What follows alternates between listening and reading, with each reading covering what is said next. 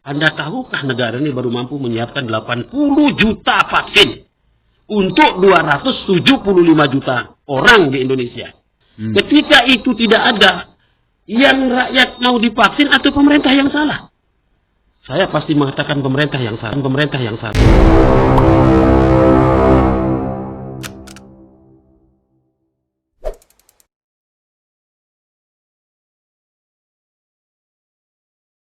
Lalu ada rakyat yang belum mau divaksin, berarti disitulah ada rakyat nakal namanya.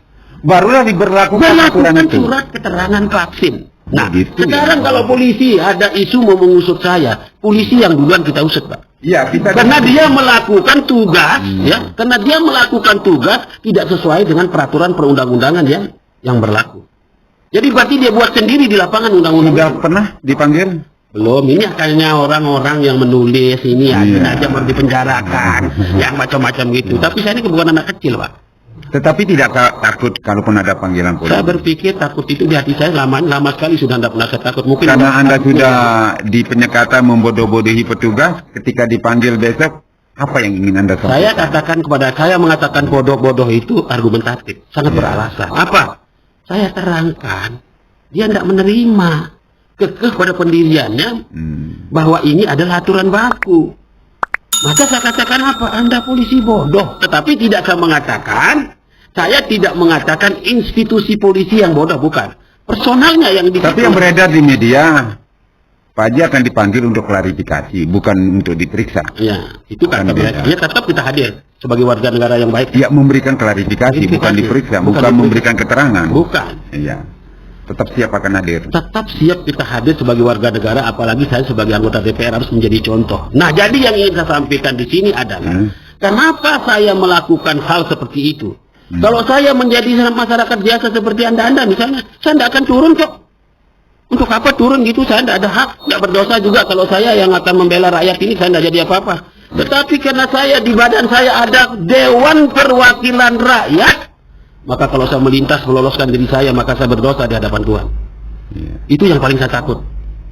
Karena Pak Haji wakil rakyat. Karena saya wakil rakyat. Rakyat yang diwakili. Kalau saya kan tidak ada masalah, Kamil.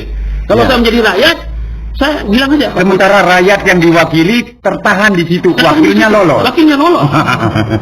Dan nah, jadi inilah yang saya pertahankan. Yang paling saya takutkan adalah Tuhan yang Maha Kuasa, yang telah memberikan amanah kepada saya berupa nasib menjadi anggota DPR, maka saya tidak boleh lari dari bagian dari pengkhianatan. Itu sebabnya saya selama 2 periode menjadi anggota DPR tidak pernah tidur di Mataram itu. Memang luar biasa sahabatku yang super, yang namanya Haji Najamuddin Mustafa.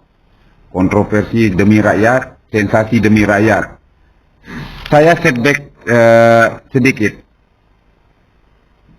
Ketika menjadi anggota DPRD provinsi periode pertama dulu, pernah bikin kontroversi lagi.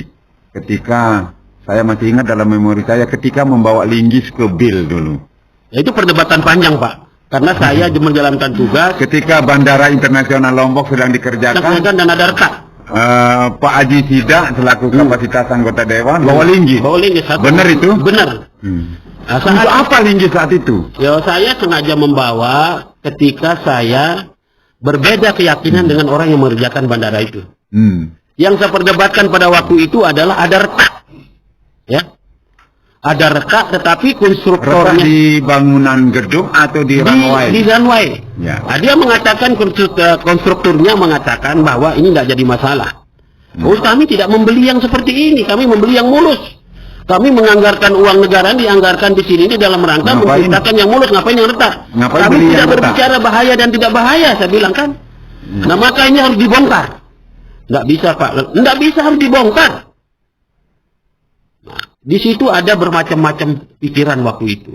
Ada orang yang datang begini-begini. Saya nggak begitu sifat saya. Anda harus bongkar tetap. Anda congkel yang retak itu dengan linggis? Saya congkel yang retak itu. Dia memang sengaja dipersiapkan dari rumah? Sengaja seperti dari rumah untuk... Berarti sudah tahu sebelumnya ada keretakan? Ada informasi dari orang. Gitu. Oh iya. Nah, maka semua anggota DPR mengatakan bahwa ini kata konstruktornya Pak Najam tidak berbahaya. Tapi saya mengatakan bahaya. Dan kami di dalam bestek ini kami membeli yang mulus, bukan membeli yang retak dengan harga sekian ratus miliar. Oke, kita kembali ke topik utama yang tadi, soal penyekatan insiden yang di PPKM di kawasan mana itu Pak Haji? Di kawasan Gerimak, ya. Lombok Barat dan Lombok dan Kota Mataram. Ketika besok memenuhi panggilan pihak Polda atau Polres Mataram untuk klarifikasi, inti yang akan disampaikan di situ apa? Intinya saya akan mengatakan polisi kita semua tidak ada yang bebas dari salah. Nah, ternyata apa yang kita temukan di lapangan itu ada kekeliruan dari teman-teman kepolisian di dalam rangka melaksanakan tugas. Satu yang paling fatal adalah menambah pasal. Nah, ini kalau kita berkeberatan nih rakyat Lombok Timur, NTB ini berkeberatan terhadap itu penambahan pasal sehingga menjadi balik orang, maka itu pidana murni. Dalam fungsi legislasi Anda di DPR dan melihat fenomena yang terjadi soal PPKM ini, apa yang akan dilakukan di Dewan? Makanya saya kemarin mengatakan bahwa kebetulan komisi saya hari ini adalah komisi pemerintahan. Komisi 1? Ya, komisi 1. Ya. Nah, dalam itu saya meminta kemarin saya menelpon ketua komisinya untuk segera mengundang rapat pihak kepolisian Kota Mataram terkait dengan kekeliruan itu, kehilapannya dalam melaksanakan tugas yang tidak sesuai dengan atau secara general kenapa tidak Polda untuk menyangkut NTB? Kan ini kejadian seperti ini kan tidak, maksud saya kan nanti dia kepolisian, nanti polisi yang mengatur maksud saya. Ya. Bisa saja Polda akan melimpahkan ke Kota Mataram karena itu sebagai daerah yang kena PPKM misalnya. Ya apapun namanya, siapapun yang dihadirkan oleh pihak kepolisian, ini kita tabayun. Kita akan lajak rapat koordinasi terkait dengan kejadian kemarin. Nah, inilah yang kita akan garis merah bahwa tidak boleh siapapun di negara ini di dalam melakukan eksekusi harus berdasarkan payung hukum yang sudah ditetapkan oleh negara. Nah, disinilah perdebatan saya dengan polisi itu, dia menambah pasal. Menambah pasal. Nah, sekarang ini kan gubernur kita lah yang paling jelek namanya ketika dia mengatakan seperti di saya. Ini adalah SE gubernur. Padahal di dalam SE gubernur itu tidak ada pasal yang dia terapkan itu. Gitu. Berarti pasal di jalan dibuat? Pasal di jalan, Pak. Nah, maka inilah yang harus kita katakan bahwa polisi, tentara, pemerintah harus berani dikritik ketika dia salah. Harus berani dia merubah, harus berani dia beradaptasi terhadap situasi dan kondisi kalau dia hilaf. Nah, makanya saya diancam-ancam kan sama orang-orang yang nggak tahu dari mana asalnya kan, menulis-nulis di media bahwa Anda ini akan dipenjarakan. Memancing-mancing emosi. Saya bilang polisi itu saudara kita. Kita hargai dia di dalam melaksanakan tugas. Tetapi juga polisi harus menghargai saya sebagai anggota DPR dalam menjalankan tugas. Hari itu saya berteriak menjalankan tugas, Pak. Melindungi rakyat yang saya wakili. Rakyat Nusa Tenggara Barat yang disuruh balik, yang dieksekusi berdasarkan pasal yang tidak ada di dalam surat edaran gubernur. Ya, lagi-lagi pernyataan pihak kepolisian dipanggil untuk klarifikasi. Untuk melihat, kami dengar untuk melihat apakah ada unsur pidana dalam insiden tersebut. Menurut pikiran Pak Haji, kira-kira apa yang saya bingung saja kalau ada mengatakan unsur pidana kan? Tidak ada kalau menurut saya, tetapi tidak tahu menurut kepolisian apanya yang berunsur pidana. Kalau saya mengatakan bodoh misalnya, itu peristiwa yang normatif saja. Iya, yang biasa saja. Yang biasa saja. Kalau saya mengatakan bodoh itu bukan kepada institusi polisi, tetapi kepada personal polisi yang sedang berdebat dengan saya. Karena mereka kekeh mempertahankan pendapatnya yang keliru. Jadi apakah dia mengajarkan kepada kita rakyat harus beringas?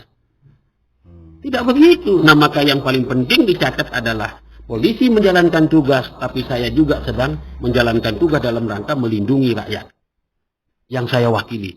Kalau saya tidak menjadi anggota DPR, saya melintas saja kan? Atau saya balik aja, selesai, tidak ada masalah, pulang tidur kan.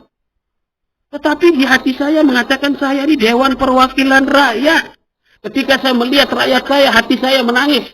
Ada orang yang sedang menyusui anaknya, tidak boleh lewat karena tidak punya keterangan, akhirnya balik. Ada dump truck yang supirnya begini, habis keringat, disuruh juga balik. Itu yang membuat saya tertantang di dalam hati saya. Bayangkan kalau Anda datang dari Sepit, mau melintas ke Mataram, ketemu dengan yang itu, Anda disuruh balik. Berapa puluh ribu. Malah kalau tidak salah hari ini Presiden kita dengar mau memperpanjang justru masa berlakunya PPKM. Kita tidak masalah mau dia perpanjang, mau dia apakan, tetapi harus sesuai dengan aturan. Harus sesuai dengan keadaan, harus sesuai dengan situasi dan kondisi. Luar biasa.